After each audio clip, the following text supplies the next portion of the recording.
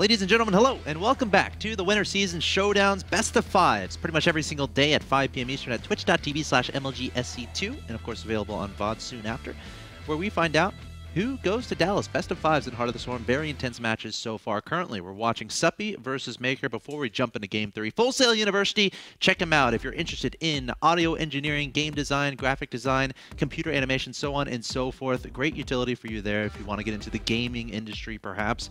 Video game design, of course. fullsail.edu/MLG.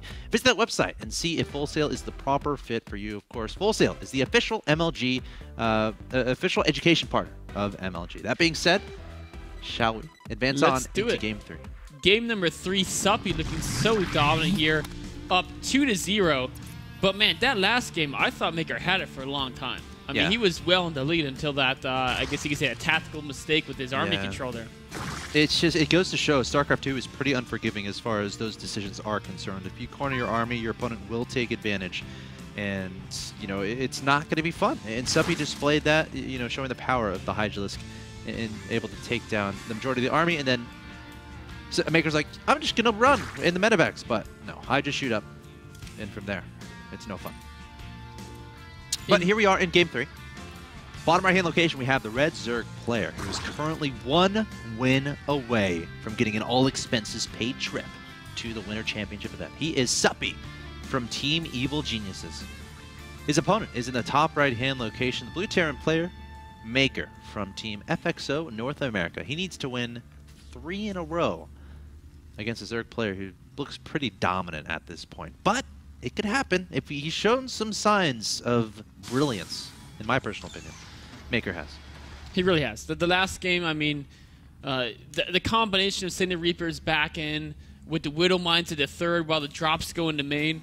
If Suppy sent too many of his units to help defend his third, of course, the double drop in the main would have done amazing damage. So Maker's got a lot of great ideas there. His openings are solid. I think Game 1, his opening was amazing too. Game 2, he's really got very strong openings, but it's in the mid-game, you know, he kind of is starting to fall into Suppy's, I guess you could say, greater experience. I mean, Suppy's played so many high-level games in so many tournaments. He really knows what to do in every situation. Maker's got these amazing openings, but after that opening, he doesn't seem quite as knowledgeable about where to go from there as Suppy does. All right, Suppy getting an early gas, so likely to get a faster speed unless he has some shenaniganry on his mind, which is possible considering he did scout that fast command center. Could be Burrow. If he goes Burrow, he'll be my best friend. Hey, here it is, my best friend. If he goes Burrow, I'll like him even more than I already do.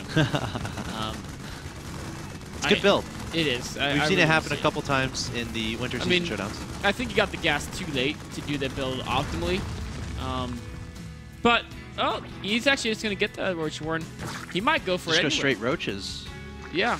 I mean, he could still get... with only 1 gas, if you got Burrow, he wouldn't really have any Roaches. Yeah. And like, I guess you get the Roach Warren a little bit later if you decide to get Burrow. Yeah. So, and it would have one less. There's a lot of things a little different. So what he's doing here, this is going to be something we've seen a lot in Wings Delivery. It's going to be like a gentle Roach push. Yeah, like about 8 Roaches, somewhere in the 7 to 9 range.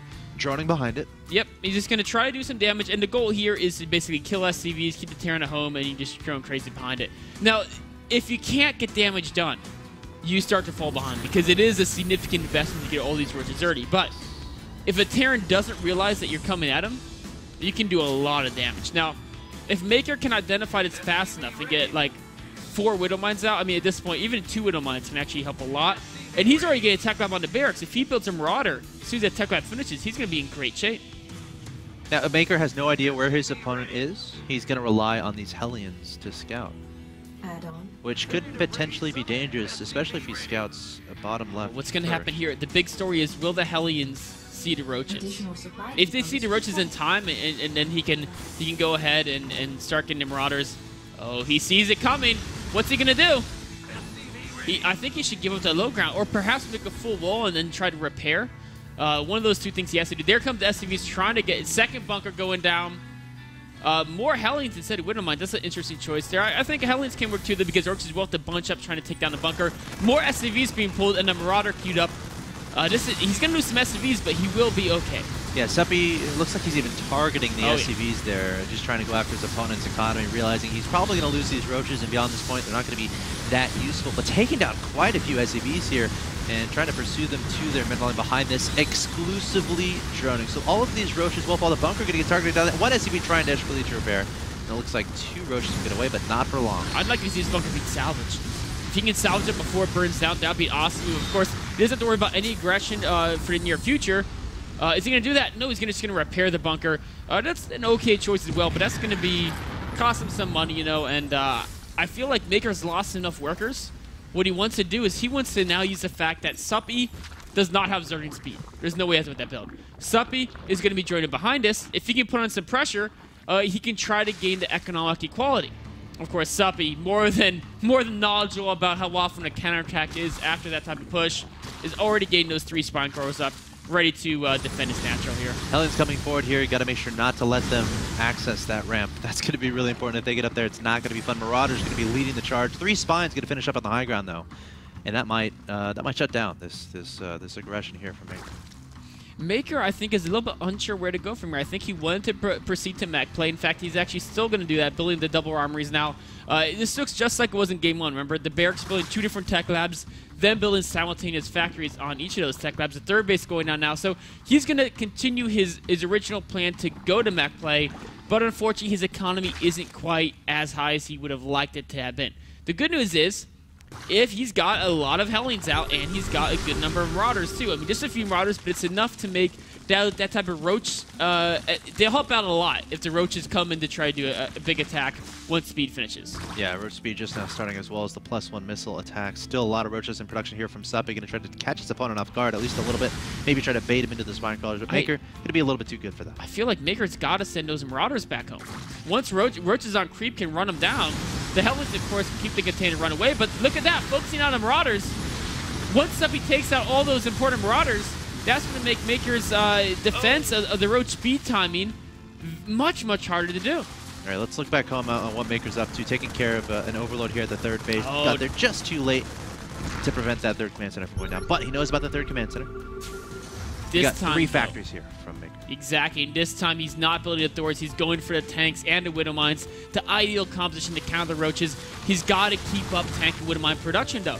Right now he's only producing out 2 factories. Okay, there goes some Battle Hellions. Those will help a lot for tanking purposes as well, but he really needs to crank out a lot of siege tanks. There's a scan from Maker. He should have a good idea of what's coming. I mean, this is a +1 missile attack, Roach speed, timing push here from Suppy. Nothing but Roaches in that production tab. Now, while these Roaches are across the field, he might continue the drones. There we go. The drones are now in production. Probably going to go take a third as well. Just trying to apply more pressure. Maker, a little bit better prepared for this push than he was in the Daybreak game. He definitely is. Unfortunately, though, it would have been nice if he had 2 or 3 tanks. The Roaches are going to run in. They're going to charge in there. There's no wall off here. The SCV's now going to be trying to repair that tank. Suppy trying to get up close and burst. He's up 113 to 67 supply. Can he end Maker right here? Maker seems rather quite unprepared for this push. No complete wall off, and look at that, Suppy doubling, more than doubling Maker in supply. That's game, man. I mean, the Roaches are in the base, they're in the production line. One tank pops out, it's going to pretty much immediately. There's one more siege tank in the back, but the Roaches will just bully right through that. That one tank can't handle everything on its own. In fact, now Roach is getting in range. Tank's going to fall. Pairing is not going to work. Yeah, I mean, the SCV is trying to handle the Roaches. GG. Wow, what convincing play there from Suppy. And Suppy earns his spot at the Winter Championship event. You're going to see E.G. Suppy there, representing the Zerg and, of course, representing North America. Suppy just bullying his way through Maker, 3-0. I'm excited to see this guy play at the Winter Championships, man. I loved watching him in the Blizzard World Finals and the past MLG events. He's been one of the few Americans who can take games off and even beat the world-class Koreans in series. Yeah. Can he do that again in Dallas? I'm really excited to find out. We'll have to wait for another few weeks when Dallas starts. Another week, I guess you'd say. There's the list of players attending Dallas. We're getting through the final matches. We're almost to the end. And again, look at those names. Suppy is going to join the ranks of the players attending the Winter Championship event. 3 Zergs so far from the North American region and 2 Protoss. So the Zergs making a comeback here in the North American region. They are. I mean, North America is historically very Zerg heavy if you look at the WCS tournaments. So it's no surprise But what's going to be interesting to see, you know, in Korea, the Zergs have struggled a bit more in Heart of the Swarm. Can these North American Zergs show how to play Zerg at the highest level, along with, of course, you got some Europeans there with Rhett, Stefano, and Bly, not to mention Sen from Taiwan. Can they show how it's done, or are they going to fall, just like their Korean counterparts, to the world-class Korean Protosses and Terrans? Ooh, this event is